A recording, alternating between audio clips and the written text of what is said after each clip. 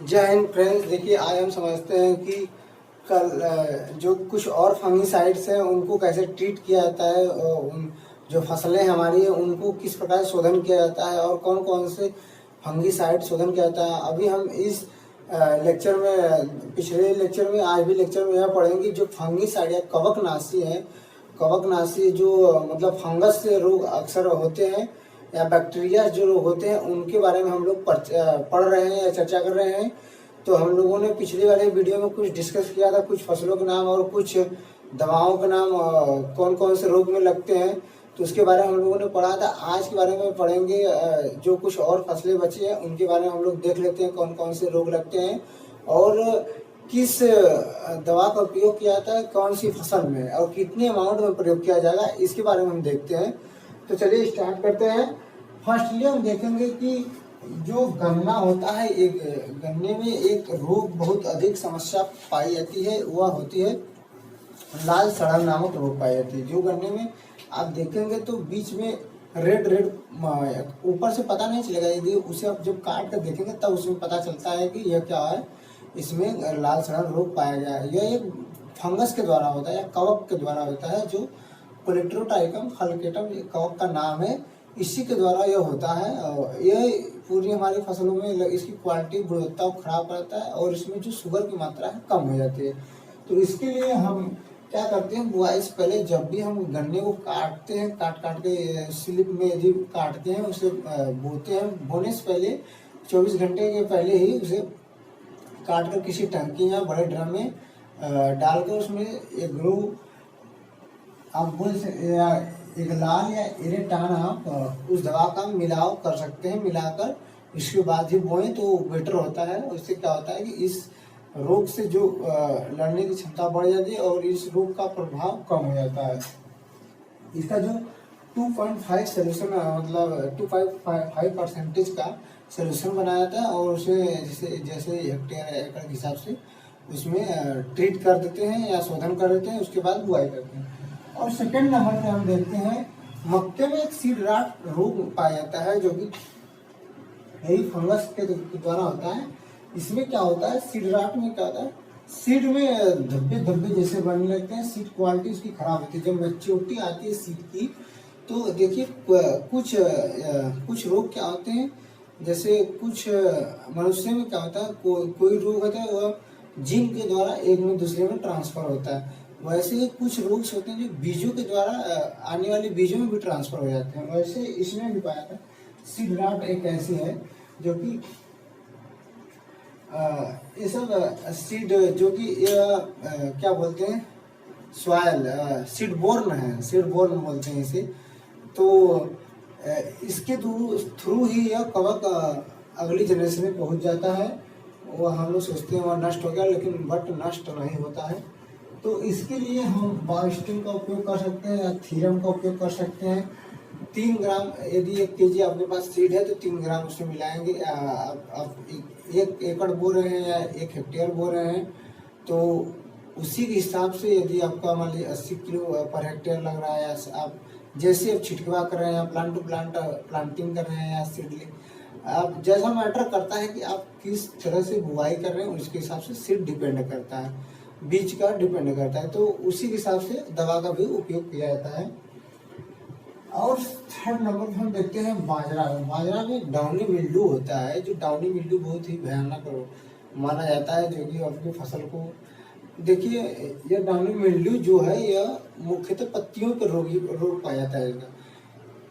पौधे का मुख्य भाग क्या है, पत्ती में यदि पत्ती खराब हो जाएगा, जिससे वो भोजन, जो पौधा है अपना भोजन बनाता है, किसी भी चीज का मनुष्य का, यदि जिससे वो अपना जीविका चलाता है, अपना काम करता है, यदि उसी चीज को काट दिया जाए, यदि हम हाथ को काट दिया जाए उस हाथ को, तो वो तो असफल हो जाएगा या हेल्पलेस हो जाएगा। तो वहीं भी इसमें भी क्या होता है, जो इनकी पत्तियां हैं जो भोजन बनाती हैं, तो पत्तियों में यह डाउनी मिल्ड्यू पाया जाता है, जो ये फंगस है। पत्तियों में क्या होता है, जो निचली सतह होती है, पत्तियों की निचली सतह पे आप कह सकते हैं इसे, तो दिखा नहीं सकते हैं, जो पत्तियों की निचली सतह पे दाने दाने पहले स्फेरिकल बनेंगे छोटे छोटे, फिर उसके बाद एक इस तरह से फैलेंगे। अब इसे मान लीजिए पत्ती है, ये निचली हिस्से में पाए जाएंगे, निचली हिस्से में ऐसे ऐसे ऐसे ऐसे करके धीरे धीरे धीरे धीरे स्पॉट का रूप लेते हुए एक बड़ा रूप लेंगे। तो यह डाउनी मिल्ड्यू, यह क्या करता है बीच से स्टार्ट करता है। जो जो पाउडरी मिल्ड्यू होता है जो वो क्या करता है नीचे पत्ती के किनारे से आप बोल सकते हैं वो स्टार्ट होता है। इसके लिए हम एप्रोन SD-35 का प्रयोग करते हैं जो कवकनाशी है। 6 ग्राम प्रति केजी सीड के हिसाब से हम इसे शोधन करते हैं। बाजरा का तो बीज ज़्यादा लगता नहीं है, अमूमन 5 केजी पर हेक्टेयर लगता है, तो उसी हिसाब से 6 ग्राम 1 केजी तो 6-35 ग्राम लगेगा। तो उसके हिसाब से इस रोग से हमें छुटकारा पाया जा सकता है और इस रोग के लिए हम कंट्रोल कर सकते हैं। एंड 4th नंबर में हम देखते क्या होता है, जो बाजरा में एक और रोग पाया जाता है जो है अरगट रोग। अरगट रोग में क्या होता है, जब भी बाजरा हमारा बनने के लिए तैयार हो जाता है, ठीक, अब इसे मिटा थोड़ा क्लीन करते हैं। जब भी हमारा जो बाजरा बनने के लिए मान लीजिए ऐसे तैयार हो गया, ठीक, तो बाजरे में क्या होता है पहले छोटे छोटे छोटे छोटे यहाँ पे वो लगते हैं, ईयर लगते हैं, ठीक, ये इसके ऊपर पुंकेसर से होते हैं। आप लोगों ने ध्यान दिया जब बाजरा दाना बनने से पहले उसमें एक धूल जैसी निकलती है, वो क्या है वो पुंकेसर होते हैं। तो जब भी वो दाना बनता है तो उसको ईयर बोलते हैं, इस मक्के में उसे पेनिकिल बोलते हैं। तो उसमें क्या होता है यह एक प्रकार का व्हाइटनेस पाया जाता है, वो ब्लैक ब्लैक होकर या व्हाइटनेस पहले रूप लेता है फिर ब्लैक हो जाता है। अब जैसे मान लीजिए सीड है, अब जैसे ये सीड इसमें बन रहा है तो इसी में क्या होगा ये ब्लैक हो जाता है, व्हाइट होते होते पूरा ये आपका धीरे धीरे सभी बीजों में फैल जाएगा। और क्या होता है यहाँ पे हमारी पेनिकिल पूरा ईयर खराब हो जाता है और वहीं पे हमारी प्रोडक्टिविटी या प्रोडक्शन उत्पादन कम हो जाता है बाजरे का। तो वहाँ पे सीड क्वालिटी खराब हो जाएगी, तो उसके लिए आप क्या कर सकते हैं। और यह मोस्टली सॉइल बॉर्न माना जाता है। तो ये जो सॉइल बॉर्न और सीड बॉर्न, जो कि यह फंगस होता है बोने से पहले यह फंगस मिट्टी में पाया जाता है। जो अर्गट वाला फंगस होता है, अर्गट डिजीज का, ये मिट्टी में पाया जाता है, मिट्टी से ही सीड पे अटैक कर देता है, उसके बाद धीरे धीरे आपके बीजों में चला जाता है। जो यहाँ पे 20% सोल्यूशन का जो एप्रोन SD है, सॉरी कैप्टान एंड थीरम का प्रयोग करके 20% सोल्यूशन का हम इसे उपाय कर सकते हैं, बचा सकते हैं। एंड 5 नंबर पर हम देखते हैं चने में एक फ्यूजेरियम बिल्ड पाई जाती है। चने में बहुत बड़ा रोग माना जाता है फ्यूजेरियम बिल्ड, जो कि पौधा खड़े खड़े सूख जाता है, पता ही नहीं चला कि कौन सी बीमारी इसमें क्यों सूख गया।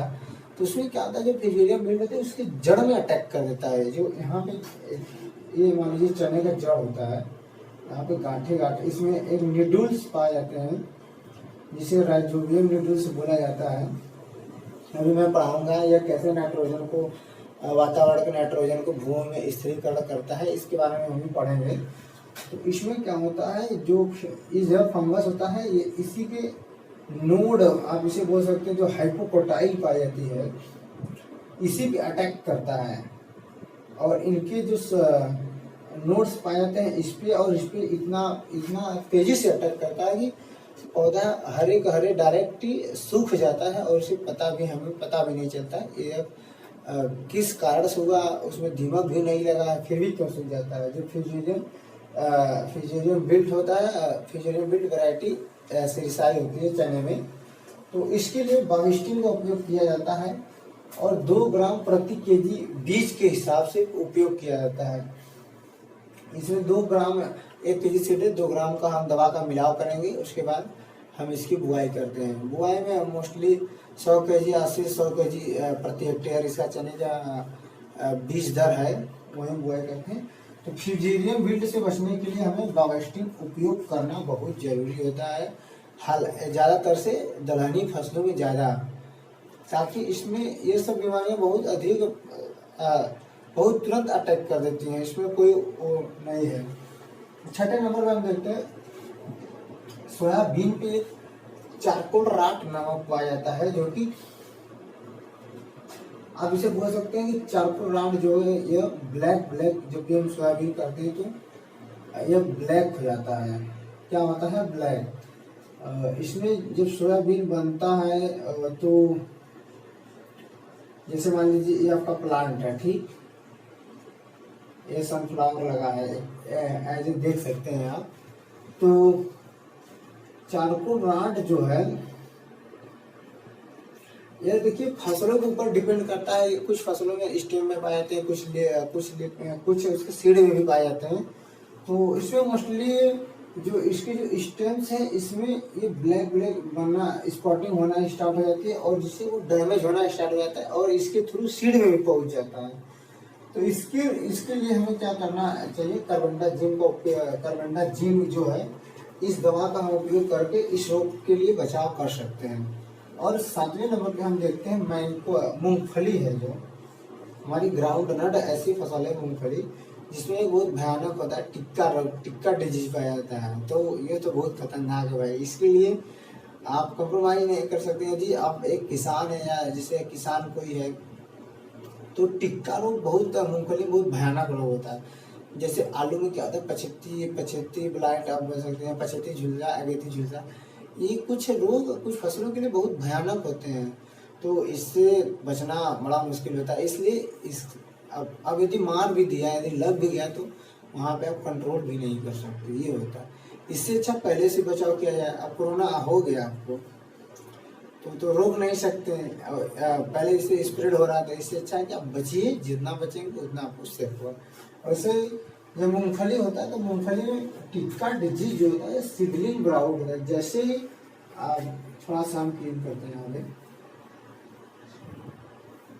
जैसे मूंगफली जब बनती है हमारी, जब भी भूमि के अंदर जो मूंगफली बनती है तो उसके अंदर शेडिंग ब्राउन ऐसे करके ब्राउन टाइप का वो होना स्टार्ट हो जाता है मूंगफली के ऊपर। तो मूंगफली के ऊपर जैसे तो इसकी जो दाने हैं या इसकी गुणवत्ता खराब होने लगती है और वहीं पे क्या होता है कि प्रोडक्शन हमारा उत्पादन कम हो जाता है। और उत्पादन कम होने से और जो भी कुछ मिलेंगे वहाँ पे उसकी सीड क्वालिटी या बीज क्वालिटी खराब हो जाएगी, मार्केट में वैल्यू कम हो जाएगी। तो टिक्का डिजीज बहुत भयानक रोग होता है। इसके लिए हम क्या करते हैं, मैंकोजेब या बाविस्टिन का 3 ग्राम या 2 ग्राम प्रति केजी बीज के उपयोग से दवा को मिलाते हैं। अब 1 केजी बीज है या 1 किलोग्राम बीज है तो उसमें 3 ग्राम या 2 ग्राम हम दवा को मिलाएंगे, उसके बाद बुआई करेंगे। 8वें नंबर पर हम देखते हैं कपास में एक बैक्टीरियल ब्लाइट पाई जाती है, जो कि यहाँ पे आप देख सकते हैं पत्तियों पर मोस्टली पाया जाता है, ठीक है। मतलब पत्तियों को पाया जाता है। पत्तियों में कपास, देखिए कपास इसमें जो फूल लगते हैं या आप क्या बोलते हैं इसे, जब बनते हैं जब लिंट बनते हैं कपास में, जब लिंट बनते हैं तो उसमें क्या होता है कि एक तरह से वो फटता है। फटने के बाद उसमें रुई जैसा निकलना स्टार्ट होता है। तो वहीं उसको मैनिपुलेट करके या बदल के या सफाई करके उस तरह से कपड़े को बनाया जाता है, काटन बनाया जाता है। तो ये पत्तियों पे, जो कि मेन सोर्स ऑफ पत्ती है, पत्ती खराब हुआ तो कपास का ऑटोमेटिक तुरंत उत्पादन घटेगा। किसी भी फसल का आप ले लीजिए, इसलिए एट द मोस्टली इसमें देखा जाता है कि कपास में ज़्यादातर से, क्योंकि ये उत्पादन करता है उसी हिसाब से, इसमें दाने में काउंट कम कर नहीं सकते। इसलिए यदि पत्ती डैमेज हुआ तो इसके लिए बहुत बड़ा हानिकारक प्रभाव होता है। तो इसमें बहुत ही माइन्यूट या आपको ध्यान देना पड़ेगा कि एग्रीमाइसिन दवा होती है जो कि हमारे कपास में बैक्टीरियल ब्लाइट के लिए बहुत ही कारगर होती है। तो यदि आप बुआई कर रहे हैं, यदि आपके पुरानी फसलों में क्या हुआ है, यदि लगा है पत्तियों पर, तो उससे पहले जब दूसरी बार जब बुआई कर रहे हैं तो यह ध्यान देने जरूर दें कि उस बार लगा था, इस बार हमें दवा मिलाकर ही बुआई करें। तो आई होप कि आप यह वीडियो को समझे होंगे। इस बार मैंने हिंदी में लिखा है, अगली बार कुछ स्टूडेंट या कुछ मेरे भाई बोल रहे थे कि आल्टो वाले इंग्लिश में ऐसा थोड़ा कम समझ में आता। तो आज मैंने कोशिश किया है कि आप लोगों को बेहतर से बेहतर आपको कंटेंट प्रोवाइड किया जाए। तो आज का लेक्चर यहीं तक है। कुछ जितने भी मतलब कुछ और जो फसल थे मैंने पिछली वाली वीडियो में बताया था, और जो बचे हुए थे इस वाली वीडियो में कवर किया हूँ। तो आई होप कि यह वीडियो आपको अच्छा लगा और समझ में आएगा। यदि हमारे चैनल को आपने सब्सक्राइब नहीं किया, सब्सक्राइब करें और अपने दोस्तों तक शेयर करें ताकि नॉलेज को अधिक से अधिक दूसरे तक भेजा जा सके। मिलेंगे नेक्स्ट एपिसोड में, तब तक के लिए जय हिंद, धन्यवाद, बने रहिए।